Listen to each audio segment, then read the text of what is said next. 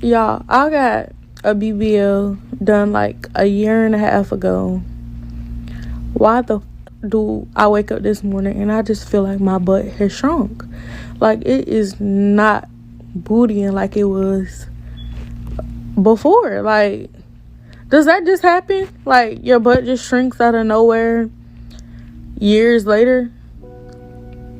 I'm so confused.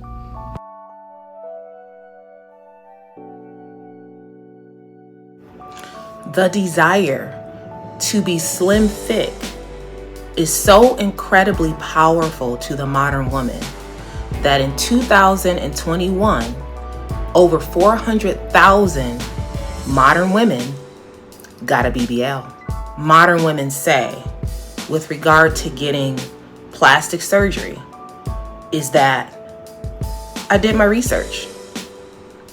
I looked into the procedure. I know the risks. I know about the potential complications. I know that the chance of death is small. I did my research, and I am confident that I want to get this surgery. I was about to die. I remember waking up from surgery screaming from the top of my lungs. The pain was unbearable. The next day I was in the hospital. It's literally like getting dropped off in the jungle and getting your whipped by 20 gorillas, getting jumped by 1,000 Mayweathers times a trillion. It hurts. My suspicion is that many modern women, along with doing research on said procedure, probably are not doing research on a potential will, a potential trust fund for their children, a life insurance policy in case they die. And one of the things that is particularly concerning is women who have children who get these elective surgeries. Because, as we heard about a month ago, a young woman lost her life from a mommy makeover in BBL, and she had 2 children. So the irony is that the women who are most likely to want surgery are probably women with children, for the obvious reason, when you are pregnant, when you give birth, of course, that will change your body. So it's understandable that a lot of the women who want to get these various procedures done are moms, are mothers. But in my humble opinion, these are the women that probably should be avoiding the surgery the most, because of the potential risk of not only them dying, but also having to deal with potential complications, which is actually a very normal part of surgery. As any credible surgeon will tell you, that complications is not something rare. It is something that comes along with having surgery. And I want to go back to Turkey, because there is a rising industry of plastic surgery.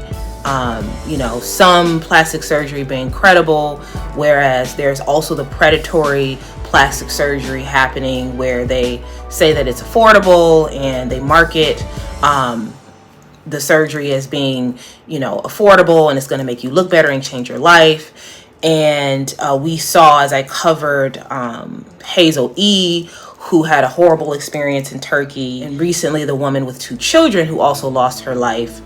And this is not just exclusive to Black women. There are a lot of folks, particularly from the UK, so women from the UK going over to Turkey because of the proximity and location, but again, also because of the affordability. A very disturbing story.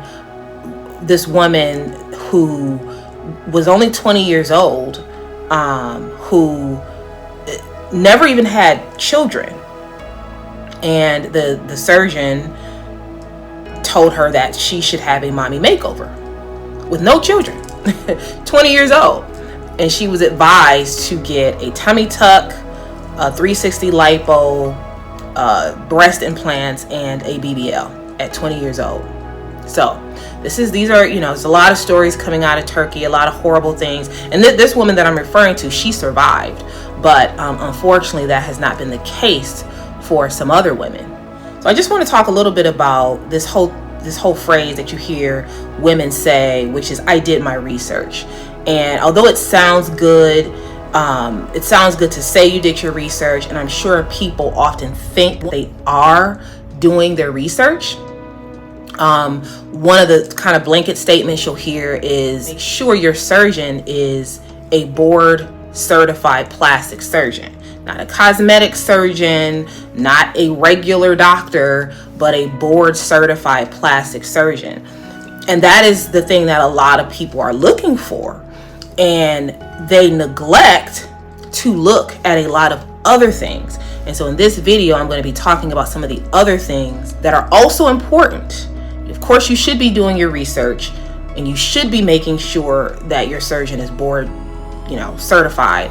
But there are some other kind of red flags and things to look out for. So one of the things that's happening is that people are doing research. Women are doing this research on social media. And one of the problems with doing research on social media is that we all know that on social media, things are what? Curated. And curation is not bad. However, you have to be careful about the narrative that people are trying to sell you. So if you go, say, on the Instagram page or on the website of the plastic surgeon to whom you want to perform your surgery, are the pictures that you're looking at pictures of the actual surgeon's work? Okay, this is going to be important. Or are you looking at pictures of people who have had surgery? But it may not necessarily be the work of the actual surgeon. And this is the nuance that some people don't catch. And so they go on, so-and-so's Facebook page or so-and-so's Instagram page, their YouTube channel, their website, and they're like, oh, his or her work looks amazing. And certain women are finding out that those pictures that were posted may not have necessarily been this surgeon's actual work. Also, what's happening on social media is that reviews, so if folks are making reviews about their experience at a particular surgeon's surgery center, reviews can and sometimes do get removed and or deleted. So you might go on someone's website and say that, oh wow, the reviews are so great, not realizing that whoever in admin, whoever the admin, not necessarily the surgeon may not be doing it, but somebody in the administration. So it may be somebody on the administrative side that perhaps fraudulently are removing reviews, and this does happen. You also want to ask the question of, how many patients is the doctor operating on per day? You don't want to be last. As we heard this story coming out of Florida, a mom who had 5 children who died from a BBL procedure, and it turns out that she was last on the doctor's list of, I think he had performed, I can't even remember, it was a ridiculous number, maybe like 10 BBLs that day or something like that. Another thing that's happening is, influencers are lying on social media about their experience, or maybe not necessarily lying, but withholding the truth. And so they are not being transparent about the fact that maybe they almost died or they had extreme complications, and they are promoting, these surgeries. And for you to go get these surgeries under the guise of their experience being great, and they're coming out now starting to share that they almost died or they had a horrible experience, and often it's too late for their followers, because some of their followers are going and pursuing said procedure. You also want to make sure you're looking into the worst case scenario. I know a lot of times you want to be positive. Of course, you want to hype yourself up and tell yourself, oh, I know my surgery is going to be a success. And I'm not saying be pessimistic, but you also want to be looking at, okay, obviously the worst case scenario being death, but what kind of complications can happen? What I'm finding is a lot of women are your social media feed is curated to feed you the things that you want to see, which is understandable. But what the problem with that is you're not seeing the real truth of what's going on and what's happening for a lot of women. And so there's a false narrative that everything's going to be just fine, and all these influencers and all these other young women went and got this done and they're fine, and they look snatched and really good, and they're out in the streets looking amazing, and without the realization that a lot of these women are having a really hard time, and that the surgery is painful, and you will have some significant downtime, and you likely will also have complications, because again, complications are very normal, and that in itself is something to take very serious. I woke up from the BBL, I was screaming like, oh my God, what the fuck did I do? Because it hurted so bad. It was the worst pain I ever had in my life, no lie. Oh, are you serious? Worst pain I ever experienced. Like non-stop, just, or it like come in waves? So listen, once you wake up, you have to go get your own prescription. They prescribe you Percocet or hydrocodone. Mind you have to go get your own prescription. You got to wait 30 minutes to an hour for them to give you the prescription. So you're sitting there hurting for that long, and this pain is unfucking bearable. So you just sitting there waiting on your medicine. Another thing to think about is thinking about if this surgeon, regardless of being board certified or not, has this surgeon had any deaths? So has anyone died as a result of this particular surgeon performing surgery? And you have to be careful the way you ask this question, because there have been reports of doctors lying. And see, a lot of times it's a matter of semantics, because when it comes to dying from these type of procedures, people typically don't die necessarily from the actual BBL, but you die from what?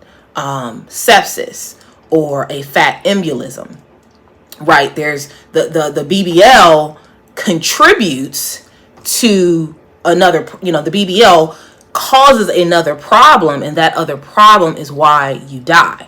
But if you ask a doctor, how many people have you worked on that died from a BBL, they might say 0, because the real answer is that there have been people who died from sepsis or some kind of bacterial infection or a fat embolism. People have died from that, but not necessarily from a BBL. So they might play the semantics game. So you have to be very careful about how you craft these questions. So you want to ask the question specifically, has anyone you ever worked on died as a result of? Fill in the blank. Okay, list all the different things that could happen, and then wait for your answer. So ask specific questions. And even then, lies can still be told, right? Lies can still be told. But I watched a video recently of a doctor who blatantly lied about a death that did happen under his care. But you want to give yourself the best chance to get the most information and to actually do your research. There are businesses that are sometimes even dissolved because a person passed away under a particular surgeon's care. And what will happen is that a new business can rise up. And so what does happen sometimes is that someone will die, and then they will, the owner of the business, perhaps the doctor, will dissolve the business and create a new name, same staff, same doctor, same surgeon, same everything. And now they're operating under this new name. And so then if you ask the question, have you had any deaths at fill in the blank surgery center, they say no, because that is true.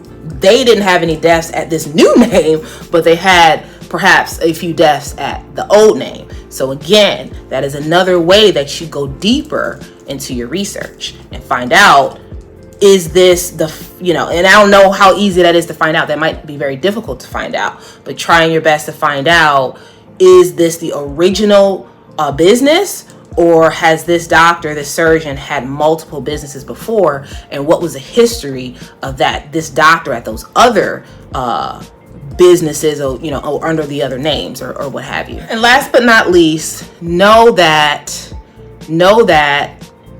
you don't know how your body's going to respond to surgery.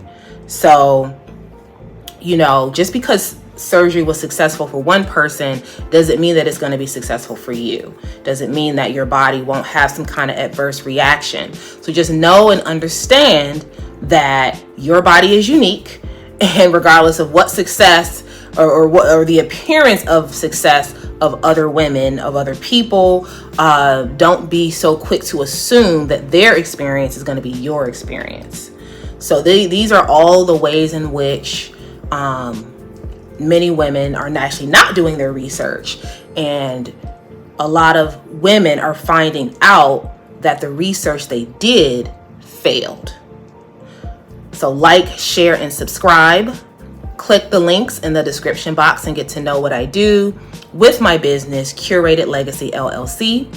Join the Black and Invisible YouTube membership, and purchase my book on Amazon about being an invisible Black woman. This is Neka here, and I make the invisible visible about modern Black women. And as always, stay tuned for more videos.